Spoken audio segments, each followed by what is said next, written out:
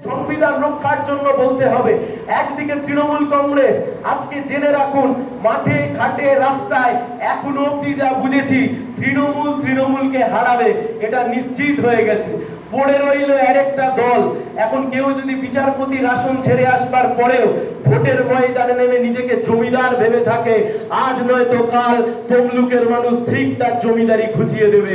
এ বেশি দিনের অপেক্ষা নয়, কয়েক দিনের অপেক্ষা করুন আপনারা।